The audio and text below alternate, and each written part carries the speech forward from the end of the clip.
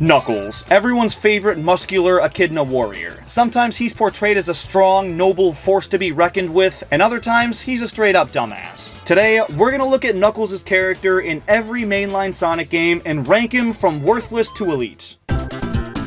His debut isn't until Sonic 3, so he gone in 1, 2, and CD, but I'm grouping 3 with Sonic and Knuckles this time because it's how the game's intended to be played. This one's tricky because he's peak capable, but for most of the game, he's working for the wrong side. After Angel Island gets attacked, Knuckles encounters Eggman and he convinces him he's the good guy, and that Sonic and Tails are trying to steal the Master Emerald. So throughout the game, he's a pretty big thorn in the ass, but that doesn't mean he's necessarily useless. In fact, he's quite useful to Eggman, but after he realizes he was fighting for the wrong side, he helps Sonic and Tails reach Eggman's ship, but is too exhausted after that to do much else. Because of all of that, he gets manipulated but strong tier, which I made specifically for cases where he's useful, but in the wrong way.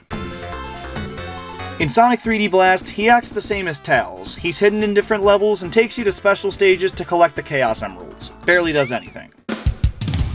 Sonic Adventure kicks off similarly to Sonic 3, with Knuckles looking to protect the Master Emerald, Eggman telling him that Sonic's trying to steal it, the two fighting, Eggman getting what he wants, and leaving Sonic and Knuckles pissed off and working together. This time though, they join the same side much earlier in the game. Still though, it's almost the exact same setup and Knuckles falls for it twice. I mean, fool me once, but this time it just makes him look stupid. But even when he does team up with Sonic, he doesn't do much. He's mostly on a side quest trying to restore the Master Emerald, and lets Sonic do the whole saving the world thing by himself. We'll put him in manipulated but strong, because he's the whole reason Eggman got his hands on 2 of the emeralds, and he doesn't help stop him, but he's competent and does achieve his main goal of restoring the emerald, so I'll give him some credit.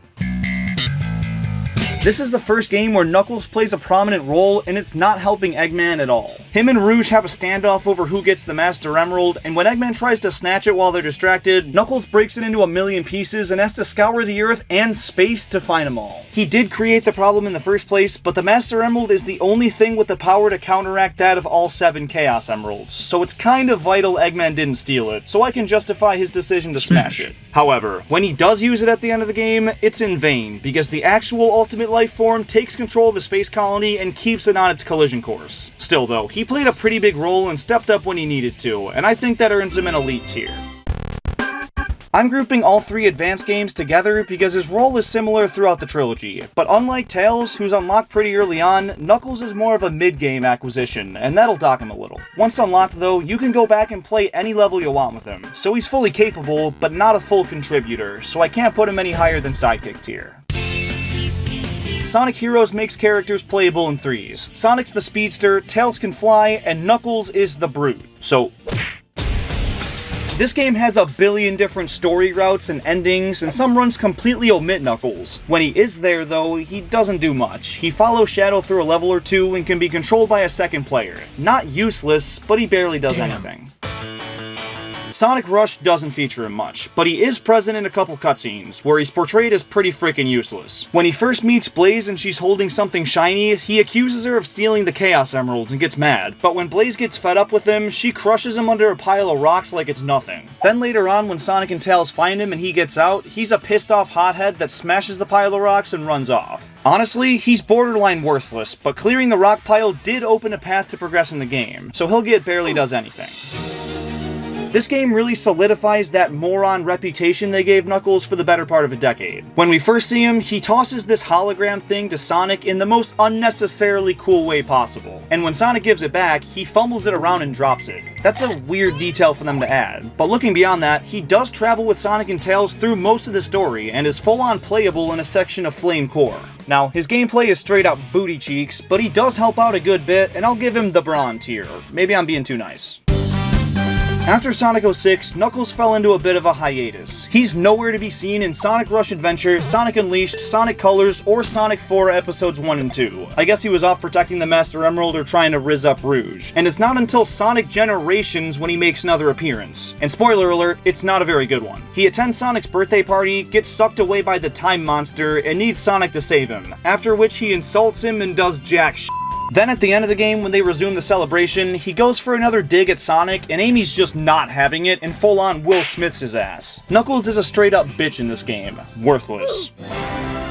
Sonic Lost World, once again, makes Knuckles kinda helpless. He throws all these petty insults at Sonic, like, oh, I would've done it quicker, or that's all you can do? Weak. And it's like, I get it, because they were once rivals, but him saying that type of shit in a game where he does nothing just annoys me. He's an incompetent goofball that Amy and these little animals do what they want with, once again making him absolutely worthless.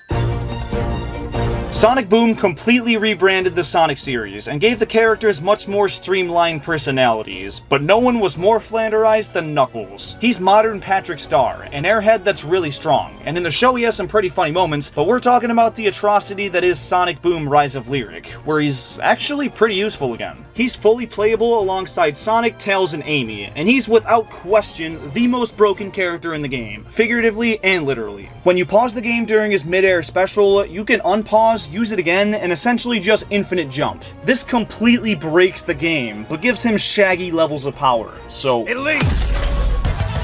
This game brings Knuckles back to his Sonic 3 and Knuckles form, making him fully playable throughout the game and giving him a ton of unique routes that take advantage of his gliding and climbing abilities. But this time around, he's not tricked by Eggman and is helping Sonic throughout the entire game, making this one of the easiest elite tiers of the video. Sonic Forces is a bad game. It is, and while Knuckles isn't playable here, he actually uses his knowledge of combat and battle to form the resistance everyone fights in. He's the brains of their operation, and he leads the charge in the massive battle at the end of the game. So even if you can't play as him, he earns a spot at least up in the bronze tier.